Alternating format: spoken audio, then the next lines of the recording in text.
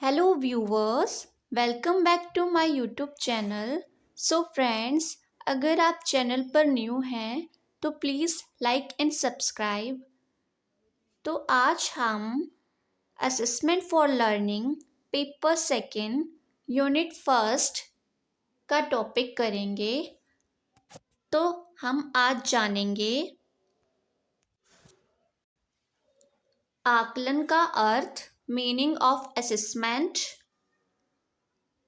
अगर सरल भाषा में आकलन का अर्थ है पास बैठना एवं अवलोकन करना। यदि कक्षा की बात की जाए तो पाठ्यक्रम से संबंधित विद्यार्थी की प्रगति एवं उपलब्धियों की जानकारी एकत्रित करने, वर्णन एवं विश्लेषण करने की सुनियोजित एवं निरंतर प्रक्रिया को आकलन कहा जाता है। बेसिकली आकलन का मीनिंग होता है सूचनाओं को एकत्रित करके विद्यार्थियों के संदर्भ में निर्णय लेना, यानी कि जो वो त्रुटियां कर रहे हैं उनकी त्रुटियों में सुधार लाना और जो उनकी प्रोग्रेस है उस पर ध्यान देना, उसके सीखने में वृद्धि करना, ये हमारा आकलन या असेसमेंट कहलाता है। और जो ये आकलन है निरंतर चलने वाली प्रक्रिया है। आकलन की परिभाषा, डेफिनेशन ऑफ असेसमेंट। तो इरविन के अनुसार आकलन छात्रों के व्यवस्थित विकास के आधार का अनुमान है। यह किसी भी वस्तु को परिभाषित कर चयन, रचना, संग्रहण, विश्लेषण, व्याख्या और सूचनाओं का उपयुक्त प्रयोग कर छात्र विकास तथा अधिगम को बढ़ाने की प्रक्रिया है। इरविन का मानना है कि जो बच्चों का विकास है उनके आधार का अनुमान है और उनका सूचनाओं का उपयुक्त प्रयोग कर छात्रों विकास तथा अधिगम को बढ़ाने की प्रक्रिया है। अब बात करते हैं आकलन के सिद्धांत, प्रिंसिपल ऑफ असेसमेंट। किसी व्यक्ति का आकलन विभिन्न सिद्धांतों के आधार पर किया जाता है। आकलन के कुछ प्रमुख सिद्धांत निम्नलिखित हैं। फर्स्ट हमारा क्या है? वैधता। तो पहले वैधता का क्या अर्थ है? कोई विधि जो मापने का इरादा रखती है उसे कितनी सटीकता से मापती है। ठीक है, वैधता ही एक सुनिश्चित करती है कि आकलन कार्य एवं संबंध मानदंड छात्रों के समष्टि अधिगम परिणामों का यथोचित स्तर पर प्रभावी ढंग से मापन हो रहा है अथवा नहीं। इसीलिए आकलन में वैधता होना चाहिए।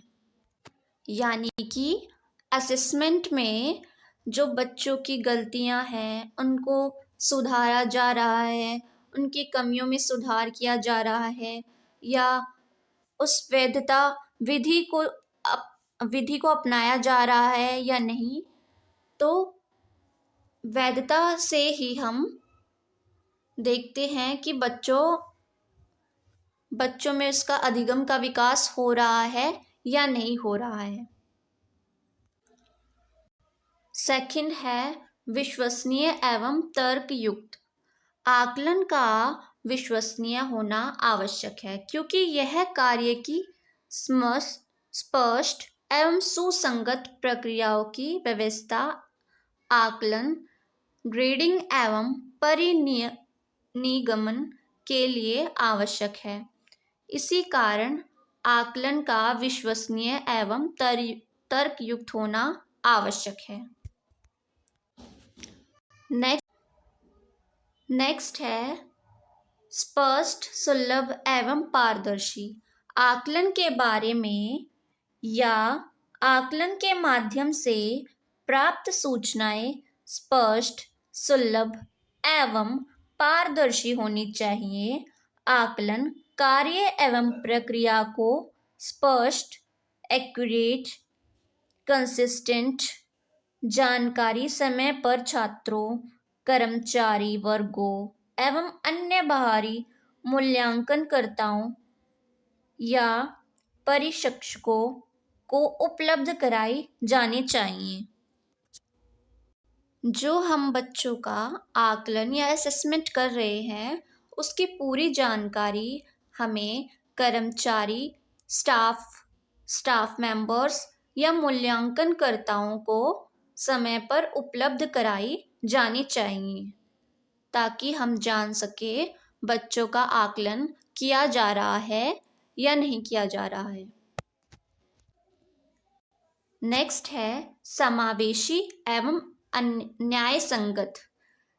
जहाँ तक संभव हो सके शैक्षिक मानकों से समझौता किए बिना ही आकलन कार्य एवं प्रक्रियाओं का निर्धारण करना चाहिए तथा साथ ही यह भी सुनिश्चित करते रहना चाहिए कि उसके माध्यम से किसी व्यक्ति या समूह को कोई नुकसान या हानि ना पहुँचे। यानी कि समावेशी शिक्षा में सभी बच्चों को एक साथ समान शिक्षा दी जानी चाहिए और उनका आकलन भी समान किया जाना चाहिए। क्लासरूम में जैसे टाइप्स ऑफ स्टूडेंट होते हैं, बुद्धिमान, सुस्त, प्रतिभाशाली, मानसिक, शारीरिक रूप से अक्षम, तो इन सभी बालकों को समान शिक्षा मिलनी चाहिए और असेसमेंट या आकलन उनका समान होना चाहिए। उनको किसी भी प्रकार का नुकसान ना पहुँचे इस बात का ध्यान रखना चाहिए और कोई कंपैरिजन ना किया जाना चाहिए। ओके। नेक्स्ट है प्रबंधनीय यानी मैनेजमेंट। आकलन कार्य को निर्धारित समय में अवश्य पूर्ण कर लेना चाहिए जिससे इस प्रक्रिया का अतिरिक्त दबाव शिक्षक एवं छात्रों पर ना पड़ने पाए। आकलन के लिए जो भी प्रारूप निर्धारित किया जाए वह विश्वसनीय एवं वैध होना चाहिए। इस बात का अवश्य ध्यान रखना चाहिए।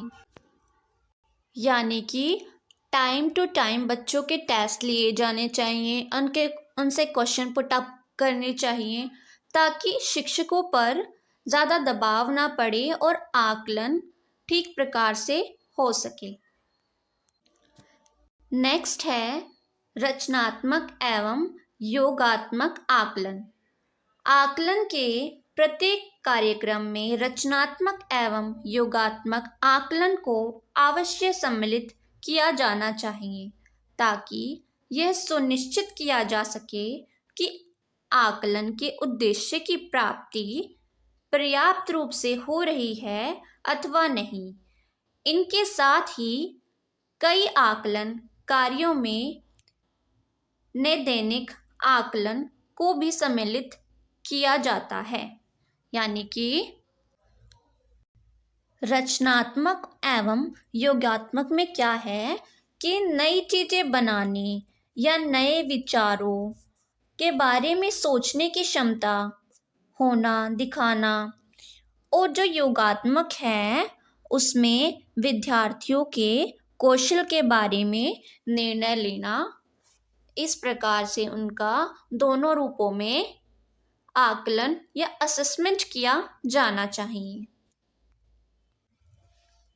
नेक्स्ट है पृष्ठपोषण।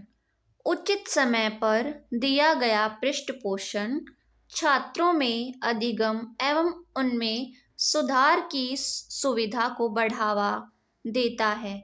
इसलिए पृष्ठपोषण को आकलन प्रक्रिया का अभिन्न अंग समझना चाहिए तथा समय समय पर प्रदान करते रहना चाहिए। जहाँ आवश्यक हो वहाँ छात्रों को रचनात्मक कार्य एवं योगात्मक कार्य के लिए उन्हें उपयुक्त पृष्ठपोषण प्रदान करना चाहिए। छात्रों को प्रत्येक आकलन कार्य के लिए प्रदान किए जाने वाले पृष्ठपोषण की प्रकृति, विस्तार एवं समय को पहले ही स्पष्ट कर दिया जाना चाहिए। पृष्ठपोषण में होता क्या है, इसमें छात्रों की उनकी कमियों, गलतियां तथा त्रुटियों से अवगत कराया जाता है और उन त्रुटियों में सुधार किया जाता है और इसमें रचनात्मक कार्य एवं योगात्मक कार्य के लिए उन्हें उपयुक्त पृष्ठपोषण प्रदान करना चाहिए ताकि वो अपनी जो गलतियां हैं, जो उनकी कमियां हैं, उनमें सुधार किया जा सके।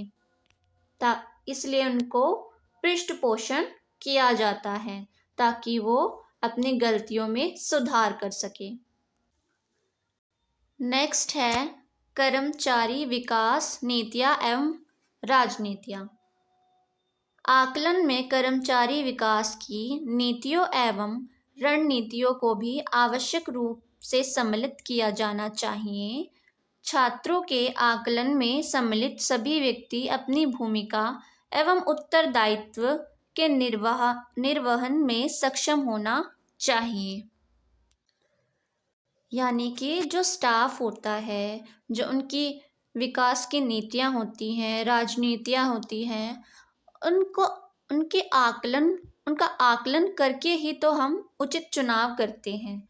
तो इसलिए छात्रों के आकलन में इन सभी को भी सम्मिलित किया जाना चाहिए ताकि वे अपने उत्तरदायित्वों के निर्वहन करने में सक्षम हो सकें। नेक्स्ट है योजना प्रारूप का अभिन्न अंग। आकलन योजना प्रारूप का अभिन्न होना चाहिए, साथ ही योजना के लक्ष्य एवं अधिगम परिणामों से सीधे संबंधित होना चाहिए।